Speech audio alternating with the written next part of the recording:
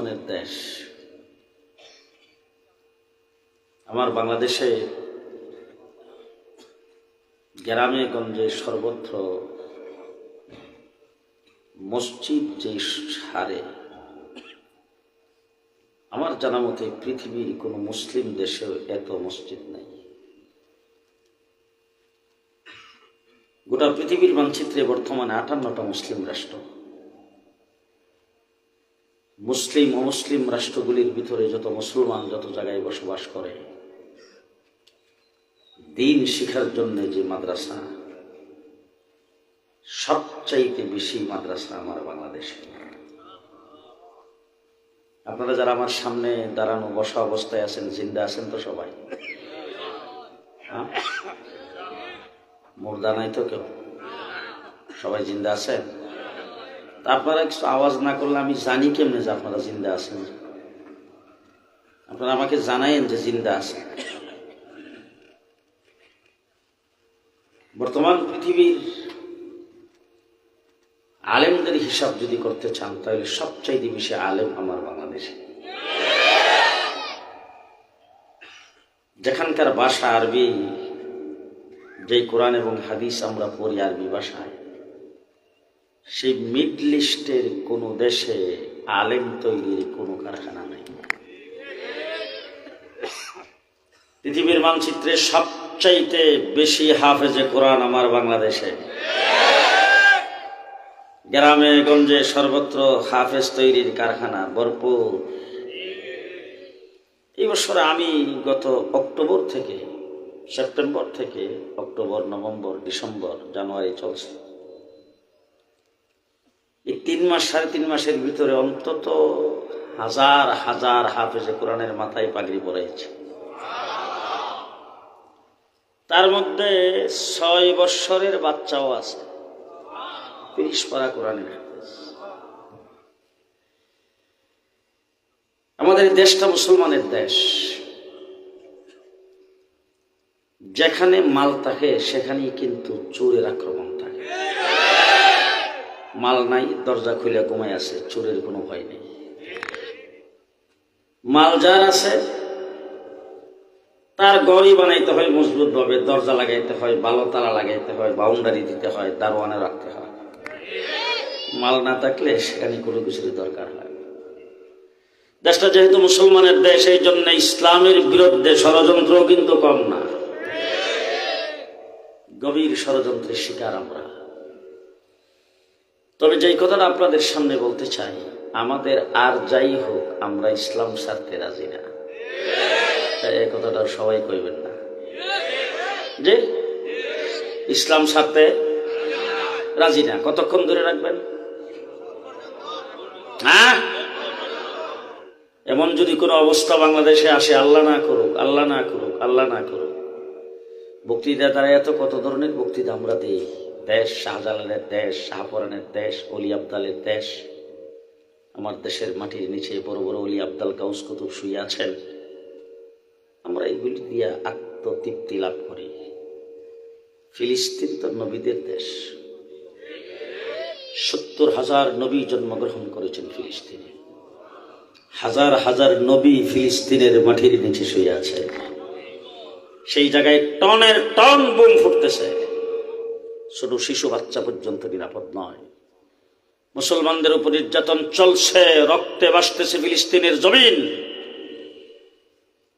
আমরা কারা, কোথায় আছি? আমাদের 3 দিক বেষ্টনী দিয়ে রেখেছেন কে? আরেক দিক তো সাগর। কোথায় যাব বলে? গত 16ই ডিসেম্বর মিস্টার মোদিজি বক্তব্য রেখেছেন হিন্দুস্তানের স্বাধীনতা। বাংলাদেশের বিজয় দিবসকে বলেছেন হিন্দুস্তানের বিজয়। মিস্টার মোদিজি কি বলতে চায়? আমাদের মেয়েটা ভাগ্যে গেল, হিটারও রাখলা, আবার আমাদের বিরুদ্ধে হুমকি দাও। মেয়েও নিছো, যৌতুক নিতে চাও নাকি? ঘটনা কি বুঝলাম না, কি ঘটনা? আল্লাহ না করুক যদি এমন কোনো পরিস্থিতি আসে, আমার বাংলাদেশের স্বাধীনতা যদি বেহাত হয়ে যায়, দেশটা যদি অন্যদের কবলে চলে যায়, দেশের মুসলমানদের উপর যদি কোনো প্রকার নির্যাতন নেমে আসে, তখন কি বুক টান করে বলতে পারবেন কেল্লা কাটায় দেব, ইসলাম দেব না? পারবেন? পারবেন? পারবেন? জীবন দিয়ে দেব, ইমান দেব না? পারবেন? মজবুত থাকতে হবে সীসাডালা প্রাচীরের মতো। আমরা ইসলাম নিয়ে দেশে বসবাস করতে চাই, ইসলাম ছাড়া অন্য কিছু মানি না। কি বলেন? দেশের স্বাধীনতার মূলে আমরা, ইতিহাস আমাদেরকে বলে দেওয়া হচ্ছে, 2 বছর জেলে ছিলাম, 1.5 মাস রিমান্ডে ছিলাম। 1.5 মাস রিমান্ডে প্রত্যেক দিন আমাকে গালি দেওয়া হতো, তুই পাকিস্তানি রাজাকার। যতগুলি টিম আমাকে জিজ্ঞাসাবাদ করেছেন, প্রত্যেকে আইসেই বলছেন তুই পাকিস্তানি রাজাকার। যারা আমাদেরকে পাকিস্তানি রাজাকার বলছে, বক্তৃতায় দ্বারাই তো বলতো পালাবো না। এখন গেছেন কোথায়? আমাদেরকে পাকিস্তানি রাজাকার বলেছ, একদিনের জন্য তো পাকিস্তান যাই নাই। পাকিস্তানের কোনো সিল সাপ্পুর আমাদের পাসপোর্টে নাই, পাকিস্তানের সঙ্গে আমাদের আলাদা কোনো সম্পর্ক নাই। আমরা এদেশে পাকিস্তানের কোনো স্লোগান আজ পর্যন্ত দেই নাই। তোমরা যারা 15 বছর পর্যন্ত ইন্ডিয়ার স্লোগান দিয়েছ, আজকে যা দাদার করে বসেছ, তোমরা সবাই ইন্ডিয়ার রাজাকার। পরিষ্কার ভাষায় বলছি, যাদেরকে পাকিস্তানি রাজাকার বলছো তারা দেশপ্রেমিক। তোমরা যারা ইন্ডিয়ান রাজাকার, তোমাদের জন্য দেশের স্বাধীনতা হুমকির সম্মুখীন। পরিষ্কার ভাষায় বলছি, সচিবালয়ে আগুন তোমরাই দিয়েছ, একজন আইনজীবীকে আদালত পাড়ায় সবাই করে তোমরাই হত্যা করেছ। দেশের স্বাধীনতাকে নস্যাৎ করার জন্য, দেশটাকে অকার্যকর রাষ্ট্রে পরিণত করার জন্য তোমরা পদে পদে দেশের বিরোধিতা করে যাচ্ছ। তবে এত সহজ না। মিস্টার মোদি সাহেবকে বলবো, একটু আফগানিস্তানের দিকে তাকাও। লাঠি ডান্ডা দিয়ে বাইরিয়া পৃথিবীর সবচাইতে বড় সুপ্রিম পাওয়ার আমেরিকাকে বিদায় করে দিয়েছেন। আমেরিকাকে যেইভাবে প্যাম্পাস পরাইয়া বিদায় করে দিয়েছেন, মিস্টার মোদিজি তোমারও দুটিটা সামলাও। তোমার রাষ্ট্র বড়, তোমার দেশ বড়, তোমার সৈন্য বেশি, তোমার অর্থ বেশি, তোমার অস্ত্র বেশি, এইগুলি দেখার আমাদের টাইম নেই। আমরা বদরের মুসলমানদের সৈনিক, আমরা বদরের মুসলমানদের উত্তরসূরি। 313 জন নামছে, অস্ত্রের খবর নাই, খানার খবর নাই, শক্তির খবর নাই, নামছে তো নামছে। আমাদের উপর যখন আসবে আমরাও প্রয়োজনে নামবো মাঠে। ভরসা একমাত্র কার উপর? আরো আস্তে করে, কার উপর? আল্লাহর উপর। সুতরাং দেশটা মুসলমানের দেশ, আমরা এদেশে ইসলাম নিয়ে টিকে থাকতে চাই। ইসলামের ব্যাপারে কারোর সঙ্গে কোনো আপোষ নাই। কি বলেন? গত 15 বছর যারা বলতো খেলা হবে খেলা হবে, আমরা কিন্তু খেলার মাঠেই ছিলাম। জেলে যাওয়ার আগে যেই ভাষায় কথা বলছি, জেল থেকে বের হয়ে তো ঠিক সেই ভাষায় কথা বলছি। আমরা তো 15 বছর খেলার মাঠে ছিলাম। দুঃখ হইল এ জায়গায় তোমরা আমাদের সঙ্গে খেলতে আসছো পুলিশের অস্ত্রের বিনিময়ে, তোমাদের কোনো শক্তি নাই। যদি শক্তি থাকতো তাইলে আজকে কোথায়? গর্তের ভিতরে ঢুকলা কেন? আজকে পুলিশ তোমাদের সাথে নাই। যারা খেলা হবে বলতা, তারা কোথায়? আসো দেখি, আসো। 15টা বছর পর্যন্ত কোন মসজিদের ইমামের মেহরাব নিরাপদ ছিল না, কোন মসজিদের খতিবের মিম্বর নিরাপদ ছিল না, কোন ওয়াজ মাহফিল ইসলামী সম্মেলনের স্টেজ নিরাপদ ছিল না। সবচাইতে বেশি নির্যাতন করেছে আলেম ওলামায়ে কেরামের উপর। এদেশের বিএনপি নির্যাতিত হয়েছে, জামাত নির্যাতিত হয়েছে। বুকে হাত দিয়ে জিজ্ঞেস করতে চাই, আপনাদের অনেককে ফাঁসির কাস্টে ঝোলানো হয়েছে, আপনাদের অনেককে ক্রস ফায়ার দেওয়া হয়েছে, আপনাদের বিরুদ্ধে হাজার হাজার মামলা করা হয়েছে। আপনারা বৎসরের পর বৎসর বাড়ি ঘরে থাকতে পারেন নাই, আপনাদের উপর নির্যাতনের স্টিম রুলার চালানো হয়েছে। কিন্তু আপনাদের 15 বৎসরের নির্যাতন একত্রিত করলে আমার এক রাত্রের শাপলা চত্বরের নির্যাতনের সমান হবে না।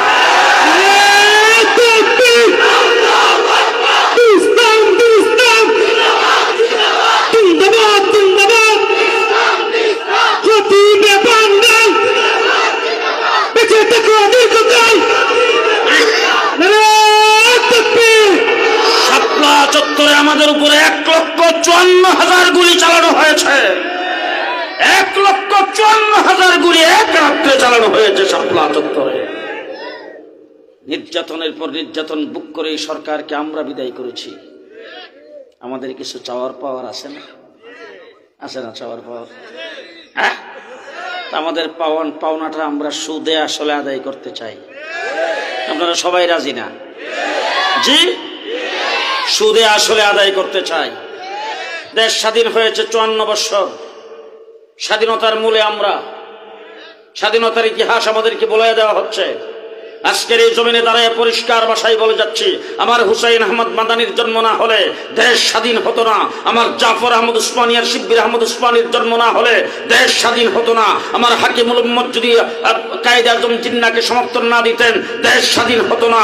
আমার মাহমুদুল হাসান দেওবন্দির জন্ম না হলে দেশ স্বাধীন হতো না। আজকে যারা স্বাধীনতার ইতিহাস রচনা করবে, হুসাইন আহমদ মাদানিকে বাদ দিয়ে স্বাধীনতার ইতিহাস রচনা করলে গাদ্দার হবে, মুনাফিক হবে। স্বাধীনতার মূলে হুসাইন আহমদ মাদানি। হুসাইন আহমদ মাদানি যদি 144 দ্বারা ভঙ্গ করে করাচিতে বক্তব্য না রাখতেন, 47-এ দেশ স্বাধীন হতো না। হুসাইন আহমদ মাদানি যদি লাহোরের কোর্টে দাঁড়ায়, বিচারকের সামনে দাঁড়ায় যদি জোর গলায় কথা না বলতেন, দেশ স্বাধীন হতো না। মালটার জেলখানার ভিতরে যদি মাহমুদুল হাসান দেওবন্দি নির্যাতিত না হতেন, রেশমি রুমাল আন্দোলন যদি মাহমুদুল হাসান দেওবন্দি না করতেন, আজাদি আন্দোলন যদি আমার কাসেম নানতুবি না করতেন, দেওবন্দের আনার গাছের নিচে যদি মাদ্রাসা তৈরি করে স্বাধীনতার সৈনিক তৈরি না করতেন, স্বাধীন দেশ হতো না। 1947 সনে দেশ স্বাধীন হয়েছে। কিছু আজ আপনারা করবেন, কিছু আমি করব। আমাদের ভাষা কি? বাংলা। আমরা জাতে বাঙালি, জাতে বাঙালি, ভাষা বাংলা। জানা থাকলে বলেন তো কলিকাতার ভাষা কি? যে বাংলা। তারা জাতে কি? নামি পশ্চিমবঙ্গ, নামি পশ্চিমবঙ্গ। তারা জাতে বাঙালি আর ভাষা বাংলা। এবার আসেন দেখি পার্থক্যটা ভালো করে বুঝেন এবং ভালো করে জবাব দিয়েন তো। আমরা 1947 সনে যখন দ্বিজাতি তত্ত্বের ভিত্তিতে দেশ স্বাধীন হয়েছে, আমাদের ভাষাও বাংলা, আমরাও বাঙালি। কলিকাতার ভাষাও বাংলা, তারাও বাঙালি। তারা পড়ছে হিন্দুস্তানের অংশে, আমরা পড়ছি পাকিস্তানের অংশে। আমরা পাকিস্তানের অংশে পড়ার কারণটা কি বলেন? এই প্রশ্নের উত্তর দিবেন। সব আসছে। আমরা মুসলমান, মুসলিম অধ্যুষিত মেজরিটি মুসলমান হিসাবে আমরা পাকিস্তানের অংশ হয়েছিলাম। আমাদের মূল পরিচয় কি? ওই যারা দাঁড়িয়ে দিছে একটা কথা কয় না। আমাদের মূল পরিচয়, আমাদের মূল পরিচয় আমরা মুসলমান। দেশ স্বাধীন হয়েছে, আমরা পাকিস্তানের অংশ হয়েছি মুসলমান হিসাবে। কিছুদিন পরে যখন পশ্চিম পাকিস্তানের আমাদের উপর নির্যাতন শুরু করে দিয়েছেন, তারা যখন আমাদের অধিকারের উপর হস্তক্ষেপ করেছেন, শিক্ষার ক্ষেত্রে, চাকরির ক্ষেত্রে আমাদের উপর, আমাদের সঙ্গে যখন বৈষম্য সৃষ্টি করেছেন, তখন 7.5 কোটি বাঙালি একসাথে হয়ে অস্ত্র ধরে পশ্চিম পাকিস্তানিদের বিরুদ্ধে লড়াই করে দেশকে আমরা স্বাধীন করেছি। পরিষ্কার ভাষায় বলে দিয়ে যাচ্ছি, স্বাধীনতা আন্দোলনের সংগ্রাম একক কোন ব্যক্তির ক্রেডিট নয়, কোন দলের ক্রেডিট নয়।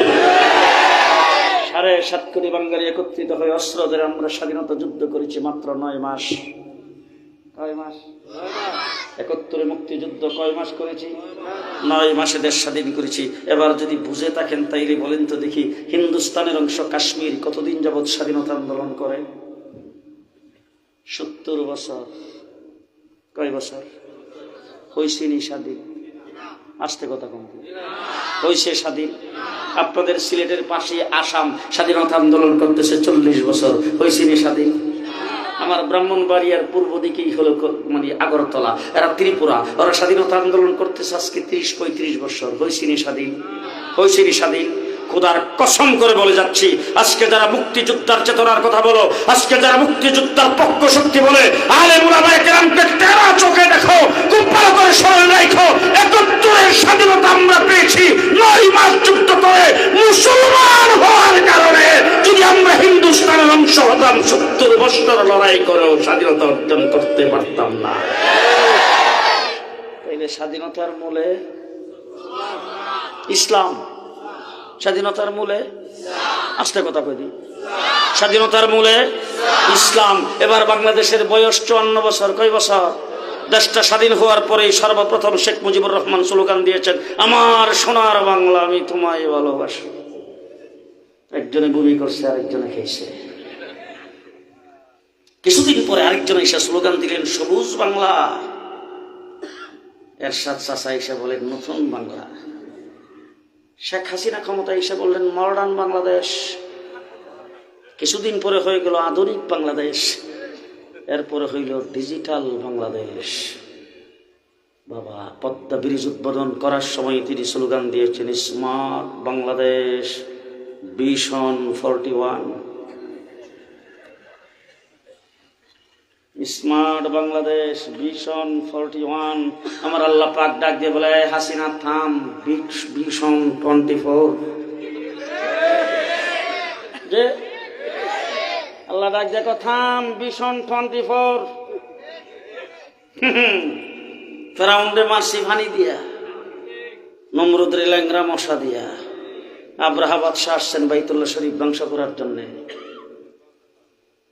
আব্দুল মুত্তালিব গেছেন আব্রাহা বাদশার সঙ্গে দেখা করতে যায়, বলছেন আমাদের বেড়া বকরিগুলি তোমরা ধরে নিয়ে আসছে, ওগুলি দিয়ে দাও।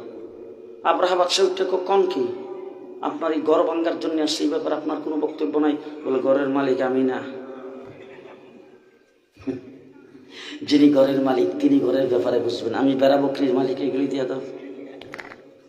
আব্রাহা বাদশাহ সবাই ডাক দেখে যে বেড়া বকরি গুলান ছেড়ে দে, ছেড়ে দে, পথ সহজ একদম, বাঙ্গার কোনো প্রতিরোধ নাই, বাঙ্গিয়া তারপরে চলে যাবো।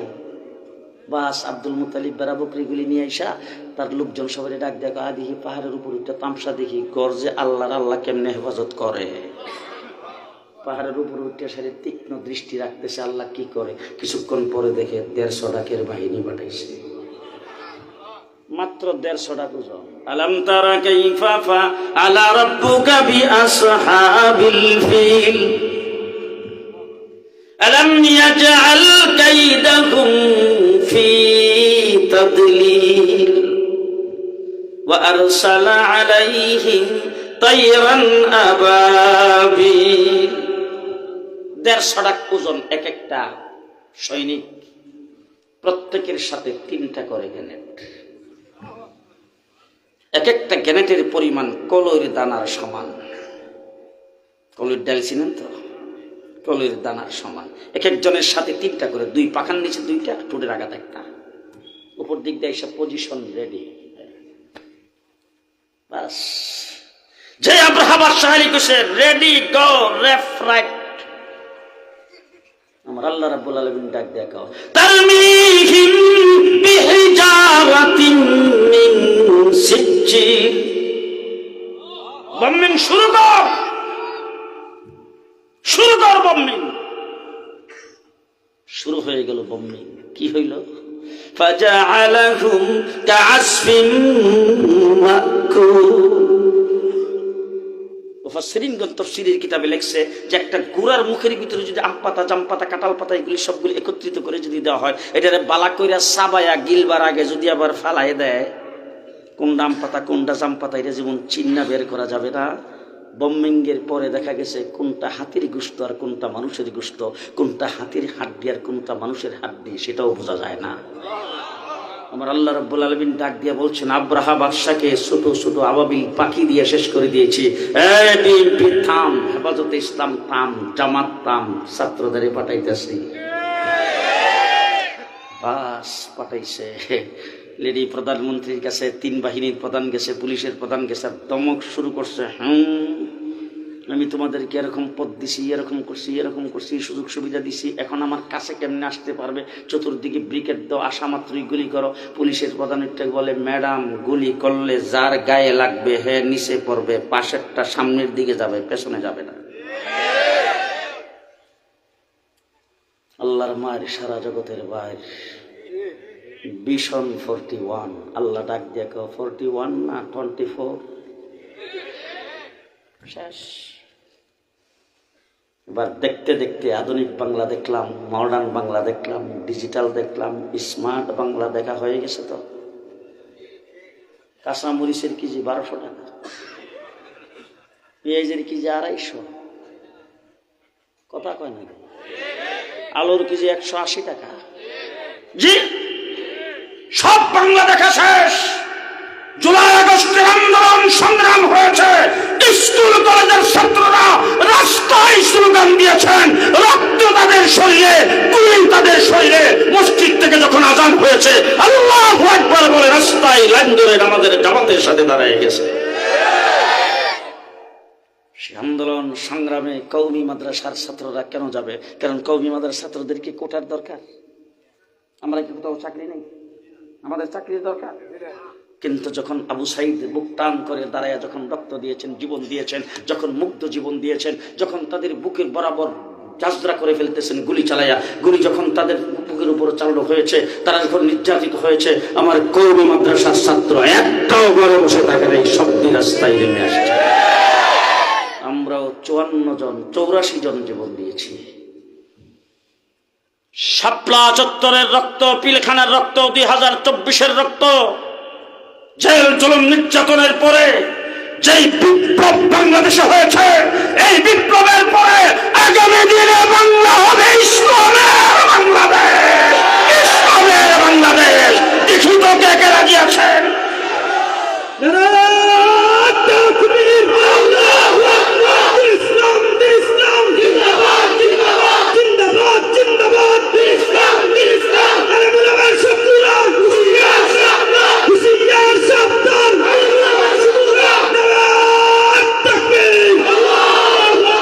ইসলামের বাংলাদেশ করার জন্য যদি আবার শাপলা চত্বর কায়েম করতে হয়, আমরা সেটাই করতে প্রস্তুত। ইসলামের বাংলাদেশ করার জন্য যদি আবার রাজপথে রক্ত দিতে হয়, আমরা প্রস্তুত।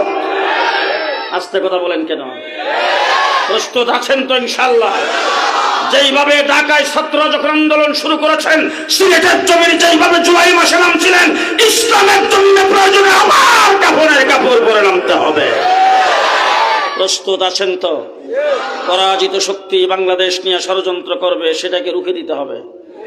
জি, পরিষ্কার ভাষায় বলতে চাই, সচিবালয়ে আগুন তোমরাই দিয়েছ, আদালত পাড়ায় আইনজীবীকে হত্যা তোমরাই করেছ, পদে পদে দেশের বিরুদ্ধে ষড়যন্ত্র শুরু করেছ, এক এক সময় এক একটাকে লেড়ায় দাও।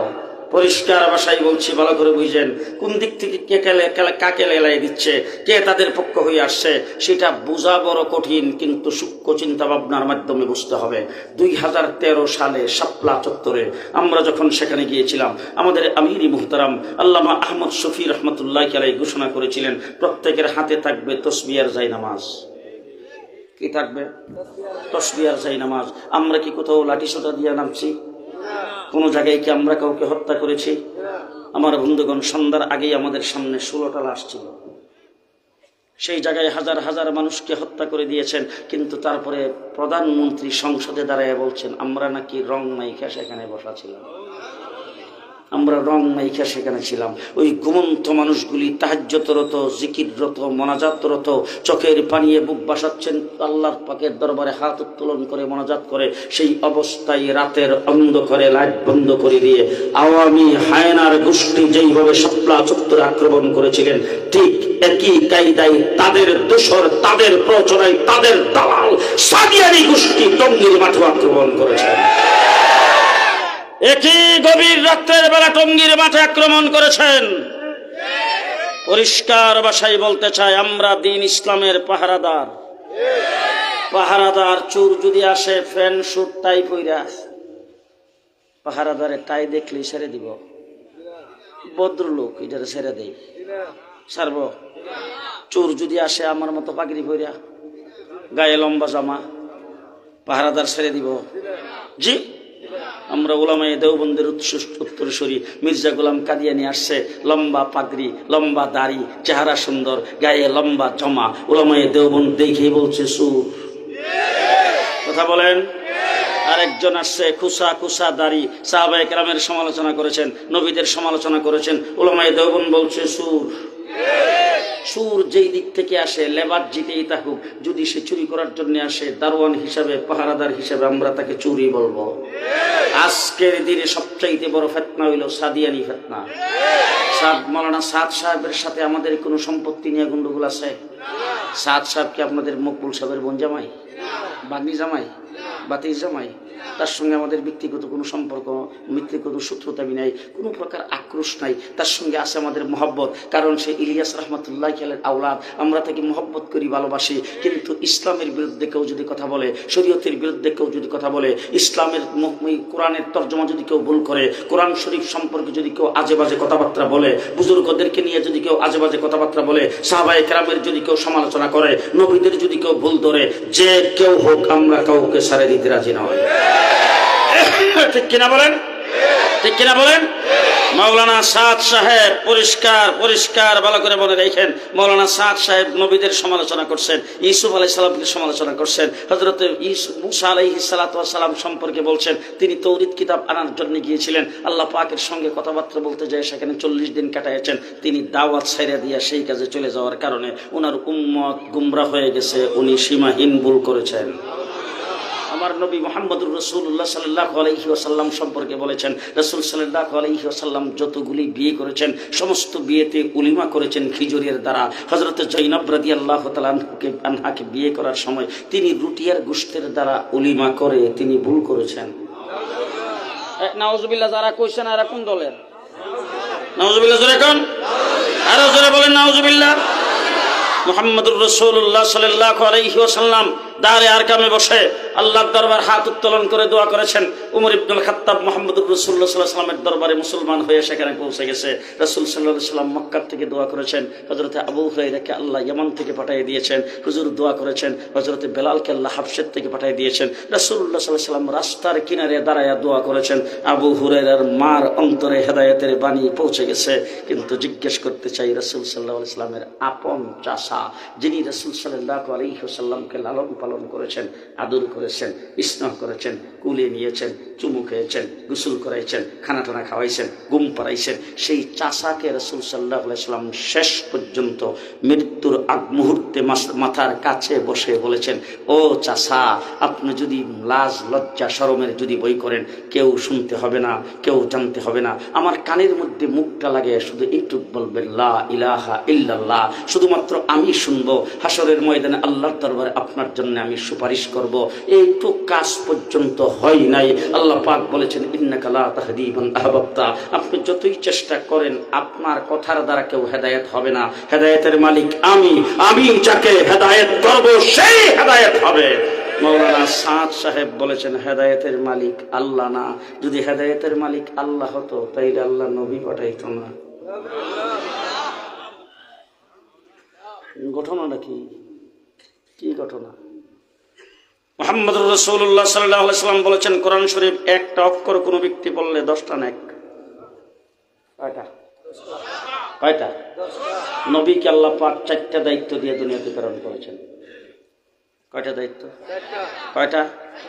লাকাদ মান্নাল্লাহু আলাল মুমিনিনা ইয বা'আসা ফীহিম রাসূলাম মিন আনফুসিহিম।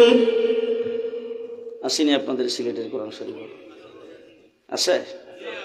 লাকাদ মান্নাল্লাহু আলাল মুমিনিনা ইয বা'আসা ফীহিম রাসূলাম মিন আনফুসিহিম ইয়াতলু আলাইহিম আয়াতিহি ওয়া ইউআল্লিমুহুমুল কিতাব ওয়াল হিকমাহ ওয়া ইউযাক্কিহিম। এই 4টা দায়িত্ব দিয়ে আল্লাহ পাক নবীকে দুনিয়াতে প্রেরণ করেছেন।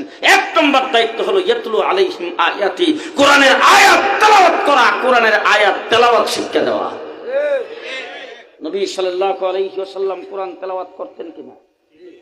জি, কি বলেন, তেলাওয়াত করতো কিনা?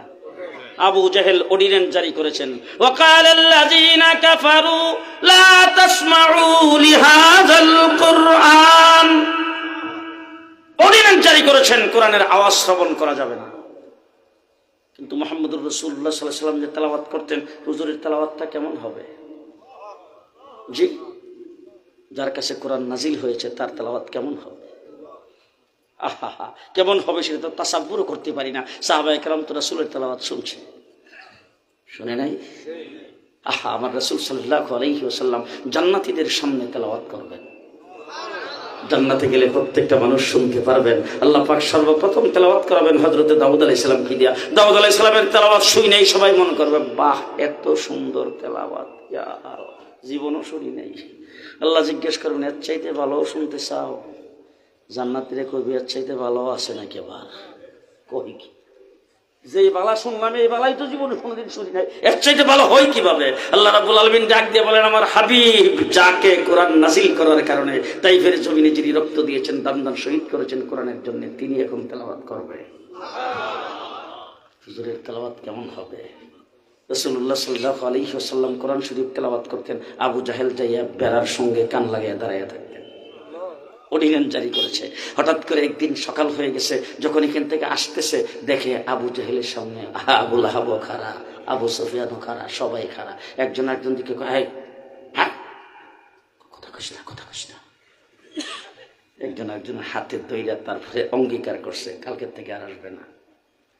রাত্রেবেলা যখন ঘুমাইতে গেছে আবু জাহেল মনে মনে ভাবতেছে অন্য যারা অঙ্গীকার করে গেছে এরা তো আমার দৌড়ি আইতো না, তো আমি গেলাম ওসব দেখি। তার বাকিগুলি মনে করছে আবু জাহেল যখন আসবে না আমরাও যাই না। রাসূলুল্লাহ সাল্লাল্লাহু আলাইহি ওয়াসাল্লাম কোরআন তেলাওয়াত করতেন। হযরত আবু বকর সিদ্দিক রাদিয়াল্লাহু তাআলা আনহু আমার রাসূল সাল্লাল্লাহু আলাইহি ওয়াসাল্লাম তদারকি করতেন, রাত্রে বেলা কোন সাহাবী কোন জায়গায় কি করতেছে। একদিন রাসূল সাল্লাল্লাহু আলাইহি ওয়াসাল্লাম বাইরে দেখে আবু বকর সিদ্দিক কোরআন শরীফ তেলাওয়াত করছে খুবই আস্তে আস্তে। আরেকটু সামনের দিকে যায় দেখেন উমর ইবনুল খাত্তাব তেলাওয়াত করতেছেন একবারে আকাশ বাতাস। রাসূলুল্লাহ সাল্লাল্লাহু আলাইহি ওয়াসাল্লাম পরের দিন সকালে দুজনকে ডাকাইছে, যাকে জিজ্ঞেস করেছেন কালকে আপনি আস্তে তেলাওয়াত করলেন কেন? আবু বকর সিদ্দিক বলে যারে শোনাইবার জন্য তেলাওয়াত করছি ইনি এর চাইতে বেশি আস্তে বললেও শুনে। হযরত উমর ইবনুল খাত্তাবরে জিজ্ঞেস করার পরে উমর ইবনুল খাত্তাব বলতেছে হুজুর তেলাওয়াত করতেছি শয়তান যেন বাগে। হযরত উমর ইবনুল খাত্তাব রাদিয়াল্লাহু তাআলা আনহু যাকে দেখলেই শয়তান। উমর ইবনুল খাত্তাব যদি সিলেট আইতো, সিলেটে মিস্টার ইবলিস থাকতো না। আমার রাসূল বলছেন উমর যেখানে যাবে এখানে ইবলিস, যে ইবলিস সেখানে যাবে না। রাসূল সাল্লাল্লাহু আলাইহি ওয়াসাল্লাম এক রাস্তা দিয়ে হাইটা যাইতেছে, দেখে রাস্তার মোড়ের মধ্যে চৌরাস্তার মোড়ে একটা মেয়ে, হাবশি মেয়ে, ওই মেয়েটা দব বাজাইতেছে আর গীত গাইতেছে খুব মনের সুখে। হুজুর আকরাম সাল্লাল্লাহু আলাইহি ওয়াসাল্লাম যাইয়া তার দিকে তাকাইছে, সেও তারে দেখছে, দেখার পরও হুজুরে দেখে বন্ধ করে না বাজাইতে আছে। রাসূল দাঁড়িয়ে দাঁড়িয়ে শুনতেছে। কিছুক্ষণ পরে আবু বকর সিদ্দিক আসছে, আয়েশা দেখে আল্লাহর নবী যখন দাঁড়াইয়া শুনতেছে আর সে মনের শখে সুখে যখন বাজাইতেছে আর গীত গাইতেছে, তো রাসূল যখন শুনতেছে আমি বাধা দিয়া লাপি হুজুরের পাশে এসে আবু বকর সিদ্দিকও দাঁড়াইছে। একটু পরে দেখে হঠাৎ করে মেয়েটা দব বাজানি বন্ধ কইরা তারে গীত গাওয়া বন্ধ কইরা দবটারে ফাঁসার নিচে দিয়া বৈশা গেছে। বৈশা একদম ভালো মানুষ নড়াচড়া করে না। রাসূলুল্লাহ সাল্লাল্লাহু আলাইহি ওয়াসাল্লামকে ঘটনা কি, আমি আসলাম আমার দেখে বন্ধ করলো না, গাইতেই আছে বাজাইতেই আছে। একটু পরে আবু বকর সিদ্দিক আসলো, তার দিককে বন্ধ করলো না। এখন আমরা বাধাও দেই নাই, কিছু বলিও নাই, হঠাৎ করে এরকম বন্ধ করে ফেললো কেন? রাসূল পেছন দিকে ফিরে দেখে উমর ইবনুল খাত্তাব আইছে। আল্লাহ রাসূল দেখে মুস্কি হাসি দিচ্ছেন। হযরত উমর ইবনুল খাত্তাবকে হুজুর আপনার মুস্কি হাসিটা দেখতে তো খুব ভালো লাগে, আর বারবার মনে চাই যে হুজুরের মুস্কি হাসিটা দেখি। তবে হুজুর এখন যে আপনি মুস্কি হাসিটা দিচ্ছেন কি লেগে দিলেন এটা জানতে মনে চাইতেছে। আল্লাহ রাসূল সাল্লাল্লাহু আলাইহি ওয়াসাল্লাম বলে উমর ওই যে দেখো মহিলাটা একবারে ফেরেশতার মতো ভালো মানুষ মতো বসে রয়েছে, এই মহিলা গীত গাইতেছিল আর দব বাজাইতেছিল, আমি আসছি আমার দেখেও সে বন্ধ করে নাই বাজাইতে আছে। আমি এখানে দাঁড়িয়ে রইলাম, একটু পরে আবু বকর সিদ্দিক আসছে, তারে দেখেও বন্ধ করে নাই বাজাইতে আছে আর গাইতে আছে। যেই মাত্র তোমারে দেখছে দেখো দবটারে ভাষার নিচে দিয়া তারপরে সে কিভাবে বসে গেছে, একদম ভালো মানুষ। হযরত উমর ইবনুল খাত্তাব চোখ রাঙিয়ে উঠছে মহিলার দিকে, হ্যাঁ আল্লাহর নবীর থেকে বেশি দাম উমরের হয়ে গেছে নাকি? উমর ইবনুল খাত্তাবকে দেখে তুমি বন্ধ করলা, তাদের দুজনকে দিকে বন্ধ করলা না কেন?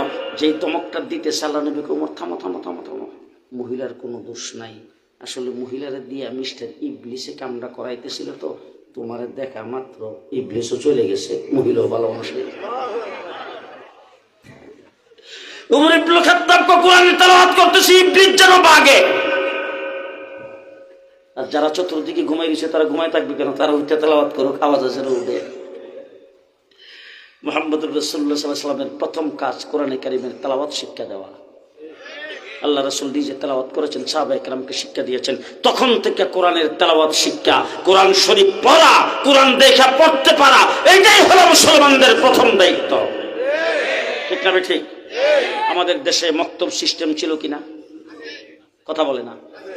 এখন আপনি আমরা যারা আছি, আমরা যে মেয়েদেরকে কোরআন শরীফ পড়াই, ছেলেদেরকে কোরআন শরীফ পড়াই, অন্তত এই আশাটা করি কিনা যে আমার মেয়েটারে কোরআন শরীফ পড়া শিক্ষা দিলাম, এই মেয়েটারে পরের ঘরে বিবাহ দেব, সে যখন ছেলের বাড়িতে চলে যাবে তখন অন্তত আমি দুনিয়াতে না থাকলে রমজান মাস হইল আমার জন্য খতম।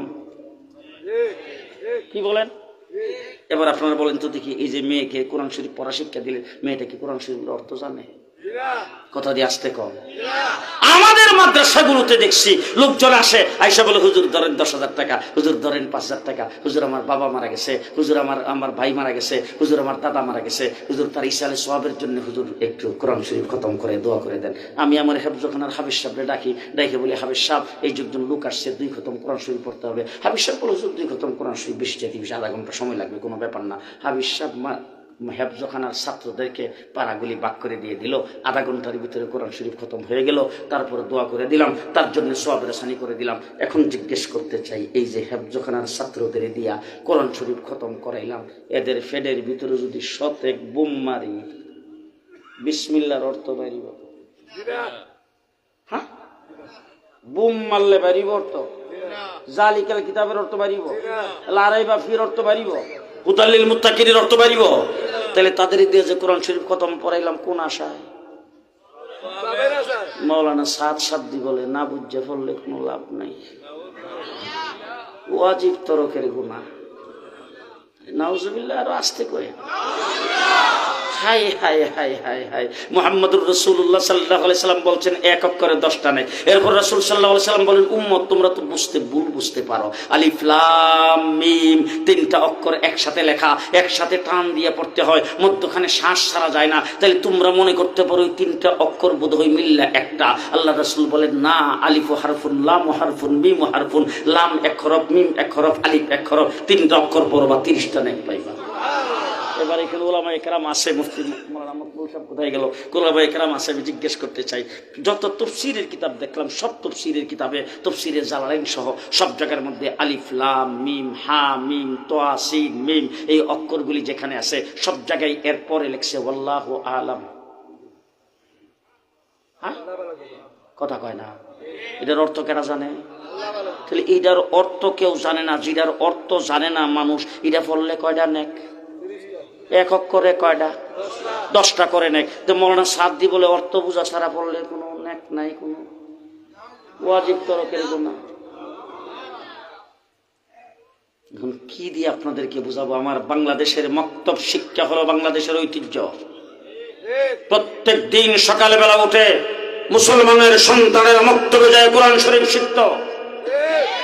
এইটাকে দেশ থেকে উৎখাত করার জন্য ইসলাম বিরোধী এনজিওরা করেছেন কিন্টার গার্ডেন। ঠিক না ঠিক? এবার কিন্টার গার্ডেন যখন করছে তখন আমরা মৌলবীরাও তো কম না, আমরার মৌলবীরা মিল্লা সকালবেলা কিন্টার গার্ডেনের জায়গায় কিন্টার গার্ডেন সিস্টেম মক্তব চালু করে দিছে। যা দেখি তোরা কিন্টার গার্ডেনে তোরা পড়াইবে, আমরা কোরআনও পড়াবো, বাংলা অঙ্ক ইংরেজিও পড়াবো। এই কয়া তখন এনজিওরা কিন্টার গার্ডেন খুলে মক্তব শিক্ষা, কোরআন শিক্ষার থেকে মানুষকে ফিরে এইবার ব্যাপারে কামিয়াব হয় নাই। এখন সেই এনজিও যারা ইসলাম বিরোধী ইহুদি খ্রিস্টানদের পরিচিত, তারাই মাওলানা সাহেবকে ফতোয়া দিয়ে মক্তব শিক্ষা বন্ধ করার পায়তারা শুরু করেছে।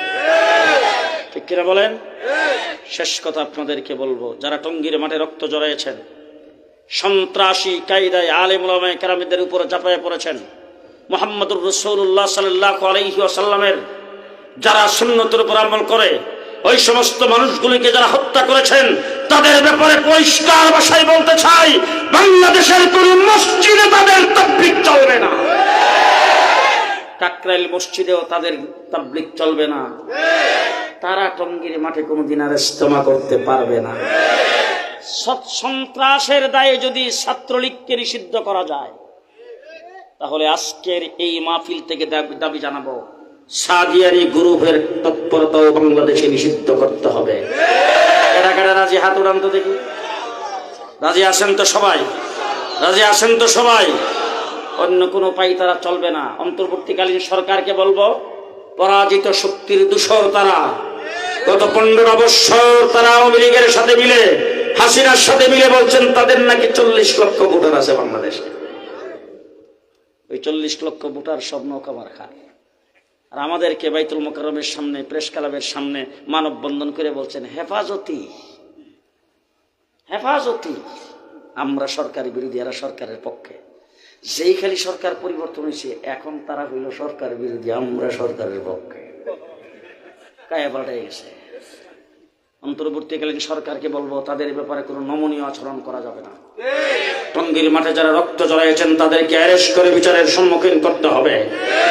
তারা সেই পরাজিত শক্তির দূষর রয়ের এজেন্ট। বাংলাদেশকে অকার্যকর রাষ্ট্র পরিণত করার জন্যই তাদের পাইতারা শুরু হয়েছে। আমরা অন্তর্বর্তীকালীন সরকার রক্ত দিয়ে তাদেরকে ক্ষমতায় বসিয়েছি। আমরা এই অন্তর্বর্তীকালীন সরকার যদি ফেল করে, তাইলে কিন্তু আমাদের অবস্থা খারাপ। ভালো করে মনে রাখতে হবে, এই সরকারকে আমাদের টিকিয়ে রাখতে হবে এবং সরকারের মাধ্যমে সামনে দেশের স্থিতিশীল পরিস্থিতি অর্জন করতে হবে। এই সরকারকে আল্লাহ তাবারক ওয়া তাআলা মদদ করুক, নসরত করুক। আমরা এই সরকারের সঙ্গে আছি, সরকারকে মদদ করব যতদিন পর্যন্ত ইসলামের বিরুদ্ধে কোনো কিছুতে সরকার না দাঁড়াবে। আমরা এই সরকারের বিরোধী নয়, তবে ইসলামের বিরুদ্ধে বাংলাদেশে যেই দাঁড়াবে আমরা তার পক্ষে নয়। কথা মনে থাকবে তো? মনে থাকবে তো ইনশাআল্লাহ। বাটালগঞ্জ মাদ্রাসা, আশ্চর্য হয়ে গেলাম আমি। আপনাদের এখানে 1954 সনের হযরত হুসাইন আহমদ মাদানী রহমতুল্লাহ আলাইহি এই মাদ্রাসা সম্পর্কে একটা লেখা দেখে আমি আশ্চর্য হয়ে গেছি। হযরত হুসাইন আহমদ মাদানী রহমতুল্লাহ আলাইহি বেশ কিছু আল্লাহ পাকের খাস বান্দা বুজুর্গদের নাম লিখেছেন এই মাদ্রাসা সম্পর্কে। এই মাদ্রাসা আজকে প্রায় 70-71 বছর আপনারা এই মাদ্রাসাটাকে জিয়ে রেখেছেন। আস্তে আস্তে মিটমিট করে চলতেছিল। আজকে আমার বাংলাদেশে আপনাদের সিলেটের কৃতি সন্তান ঢাকায়, যিনি আজকে 30-35 বছর আল্লামা নূর হোসেন কাসেমীর সাথে কাঁধে কাঁধ মিলাইয়া বারিদারা মাদ্রাসার যিনি নাজেম ছিলেন, যাকে ঢাকায় এক বাক্যে মানুষ গড়ার কারিগর বলেছিলেন, মানুষ গড়ার কারিগর হযরত মাওলানা মকবুল সাহেব, উনি এই মাদ্রাসার দায়িত্ব গ্রহণ করেছেন। আপনারা খুশি না বেজার?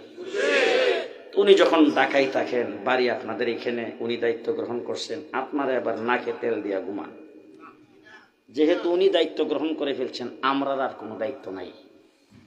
উনি ওনার দায়িত্ব পালন করতে যাইয়া যা কিছু প্রয়োজন আমরা সকলে মিলে ম্যানেজ করব ইনশাল্লাহ। আসতে কই না করবেন তো ইনশাল্লাহ।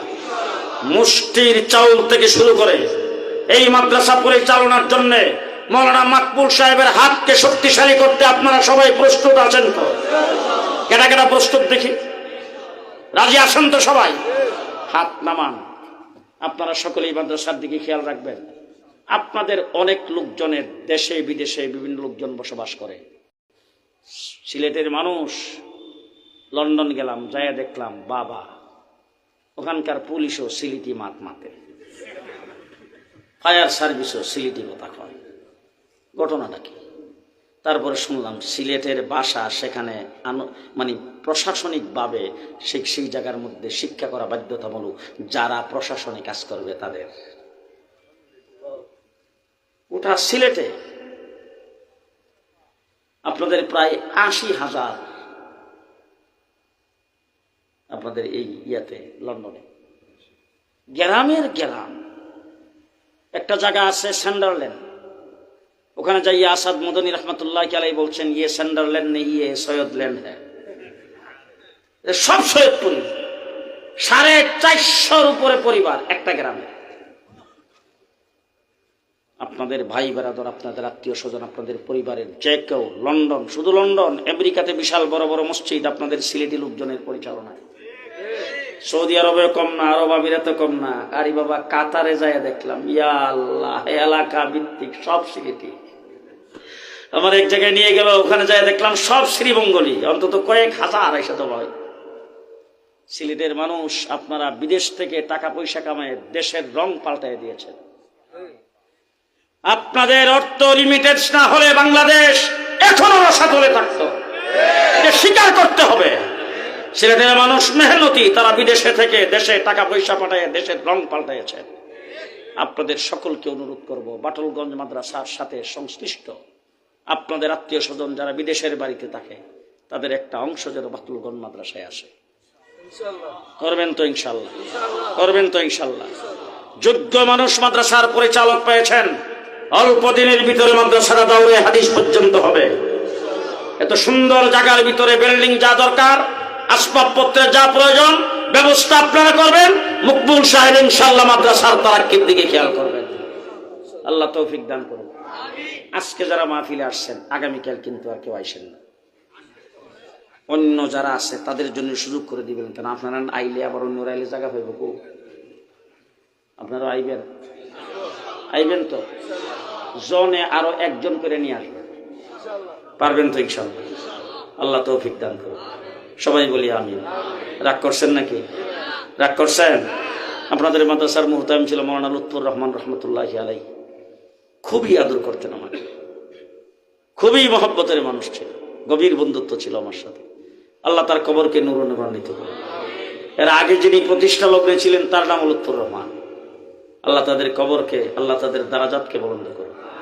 এই মাদ্রাসার সাথে সংশ্লিষ্ট ছিলেন, মাদ্রাসায় দান করেছেন এমন ব্যক্তি যারা কবরে চলে গেছেন, আল্লাহ যেন তাদের কবরকে জান্নাতের বাগান বানায় দেয়। আলহামদুলিল্লাহ রাব্বিল আলামিন, ওয়াসসালাতু ওয়াসসালামু আলা সাইয়্যিদিল মুরসালিন ওয়া আলা আলিহি ওয়া আসহাবিহি আজমাইন। রব্বানা যালামনা আনফুসানা ওয়া ইল্লাম তাগফির লানা ওয়া তারহামনা লানাকুনান্না মিনাল খাসিরিন। ربنا آتنا في الدنيا حسنة وفي الآخرة حسنة وقنا عذاب النار। আল্লাহ এই মজমাকে তুমি কবুল করো। আল্লাহ আমাদের আশা বসা বলা শোনা সবটাকে তুমি কবুল করো। এই মাহফিল আমাদের সকলের জন্য নাজাতের জরিয়া বানিয়ে দাও, এই এলাকাবাসীর জন্য হেদায়েতের জরিয়া বানিয়ে দাও। আয় আল্লাহ, উলামায়ে কেরাম আলোচনা করেছেন, যে যে বিষয়ে আলোচনা করেছেন আল্লাহ সবগুলির উপর আমল করার তৌফিক দাও। আল্লাহ এই মাদ্রাসাকে তুমি তারাক্কি দান করো, দিন দিন তুমি তারাক্কি দান করো। ইয়া আল্লাহ, মাদ্রাসার আসাদে যে কেরাম মুহতামিম, মাদ্রাসার তলাবে ইলম সবাইকে তুমি কবুল করো। মাদ্রাসার যুরিয়াতগুলি গাইবি খাজানাত থেকে পুরা করে দাও। ইয়া আল্লাহ, মাদ্রাসার সঙ্গে যারা সম্পর্ক রাখে তাদেরকেও কবুল করো। ইয়া আল্লাহ, আমাদের জিন্দেগীর সমস্ত গুনাহগুলি মাফ করে দাও, আমাদের সকল মুর্দেগানকে মাফ করে দাও, আমাদের সকলে বিমারীদের শিফা করে দাও, হাজতমন্দের হাজত পুরা করে দাও, পেরেশান হালদের পেরেশানি দূর করে দাও।